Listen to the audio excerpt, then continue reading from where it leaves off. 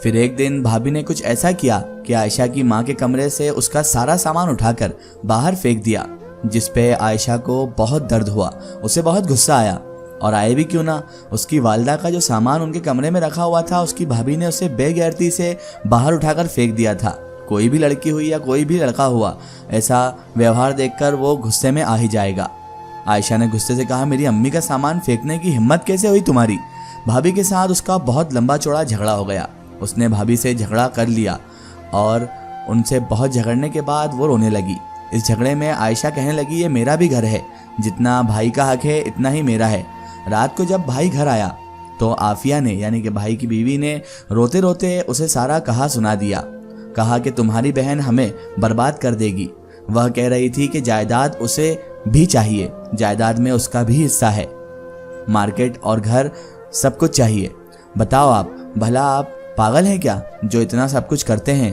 आप होश के नाखून लें, उस सागर से रिश्ता तोड़ें और मेरा एक कजिन है पागल सा, उसके साथ शादी करवा दें इसकी, किसी भी तरह उसकी इससे शादी करवा दें, ऐसे सारी जायदाद हमारी हो जाएगी। भला खुला पैसा देखकर किसका ईमान नहीं डगमगाता। भाई ने पहले कहा, कैसी बात करती हो, पागल हो गई हो क्या, मेरी बहन ऐसा कुछ नहीं करेगी। लेकिन दूसरे दिन आयशा ने चाचा लोगों को बुलवा लिया, वकील भी बुलवा लिया, मुझे मेरा हिस्सा लेकर दें। भाई को बहुत गुस्सा आया, आफिया की तरफ देखने लगा। मैं अब बताता हूँ कैसे हिस्सा देना है। भाई अकमल ने प्यार से कहा, हाँ ठीक है बेटा, तुम्हें तुम्हारा हिस्सा मिल जाएगा, मैं तैयार हूँ हिस्सा देने के लिए। मेरी बहन का हक है। दिल में नफरत सी पैदा हो गई थी उसके भी, लेकिन आयशा के लिए बहुत ज़्यादा नफरत हो गई थी। आयशा के लिए भाई दरिंदा बन गया।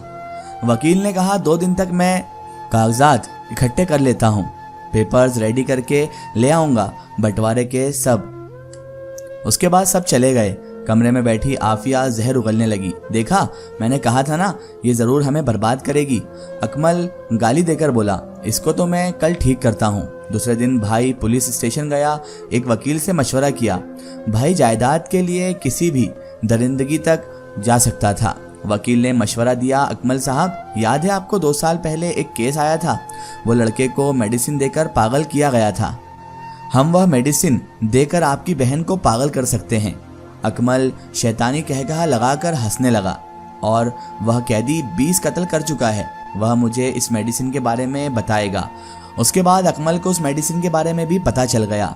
उसने मेडिसिन खरीदी, घर आया, देता हूँ इसको जायदाद का हिस्सा।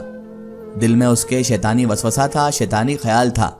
आयशा सागर से बात कर रही थी, सागर मुझसे शादी कर लो, अब मुझसे भाई और भाभी का टॉर्चर सहा नहीं जाता। सागर प्यार से बोला, अरे मेरी जान, बस 2 साल की बात है, मैं अमेरिका जाने लगा हूँ यूनिवर्सिटी की जानिब से। 2 साल मेरी जान, बस, फिर आपको अपने पास ले आऊँगा। आयशा चुप हो गई, क्या कह सकती थी बेचारी। भाई घर आया, सलाम किया, आज लहजा कुछ बदला सा था। आफिया, आज मेरी बहन की फेवरेट चिकन कढ़ाई बनाओ। आयशा के पास बैठा। उसके बाद भाई ने प्यार से उससे बातें की। आयशा मेरी बहन, माफ़ करना अपने भाई को, आपको बहुत इग्नोर कर लिया मैंने, बहुत इग्नोर करता हूँ मैं। अम्मी के जाने के बाद बहुत तन्हा हो गई हो ना तुम, सॉरी मेरी जान। आयशा की आंखें भर आई। भाई आपकी मोहब्बत चाहिए मुझे बस। भाभी ना जाने क्यों झगड़ती रहती है मुझसे। मुझे कुछ नहीं चाहिए, ना जायदाद चाहिए, ना मकान चाहिए, ना कुछ चाहिए मुझे। भाई मुझे दौलत, ये घर कुछ भी नहीं चाहिए। मैं सागर के साथ खुश हूँ, आपसे कुछ ना लेकर जाऊँगी। भाई बस अपना हाथ मेरे सर पर रख दें। खाना तैयार हुआ। अकमल ने वो पागल करने वाली मेडिसिन खाने में मिला दी। आयशा को अपने हाथ से खाना खिलाने लगा। आयशा रो रही थी, भाई बस आपकी मोहब्बत को तरस गई थी मैं। खाना खाकर आयशा अपने कमरे में चली गई। अजीब सी बेचैनी होने लगी, दिमाग जैसे फटने लगा, खुद पे काबू खोने लगी, पागलों की तरह चीखने लगी, रोने लगी, कभी हंसने लगी। इधर बेचारा सागर फोन कर रहा था, एयरपोर्ट पे खड़ा था, लेकिन एक दुनिया उजड़ रही थी। सागर छोड़कर जा रहा था। आयशा चीखने लगी, सर पे दोनों हाथ रख लिए, आवाज देने लगी, भाई भाई भाई। भाई तो अपने कमरे में खड़ा हंस रहा था। आफिया हैरान थी, अकमल क्या हुआ है आयशा को, वह क्यों चीख रही है।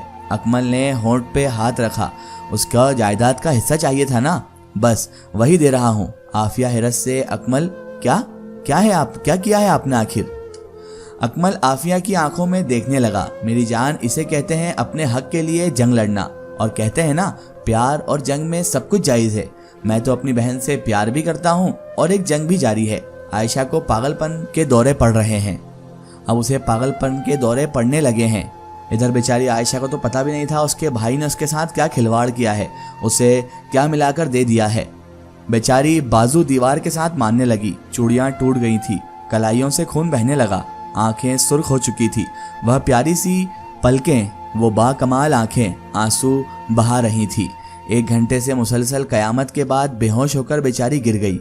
कमरे में अब सब कुछ बिखर गया था। सारी रात वह जमीन पे पड़ी रही। सुबह भाई उठा, आयशा को बेड पे लिटाया, जल्दी से पानी में मेडिसिन मिलाई, फिर वह जहर उसके सीने में उतार दिया। उसने चंद घूंट भरे ही थे कि फिर तड़पने लगी, दिमागी तवाजुन खोने लगी।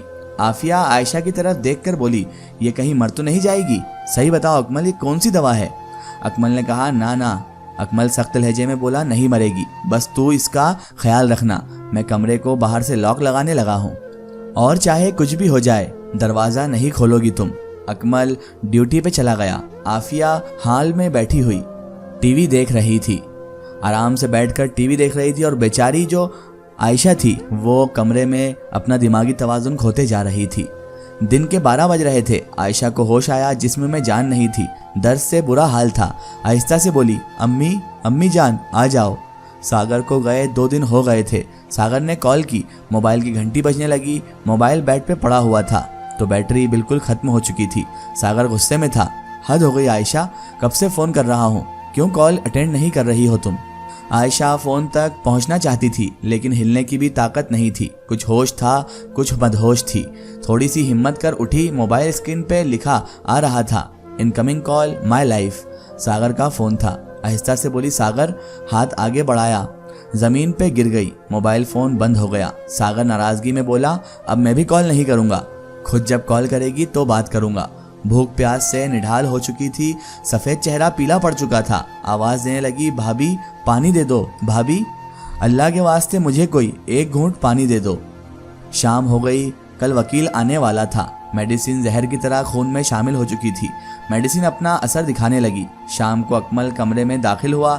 आयशा अपना होश खो चुकी थी, बाल बिखरे हुए। वो हर किसी को जान से मार देना चाहती थी।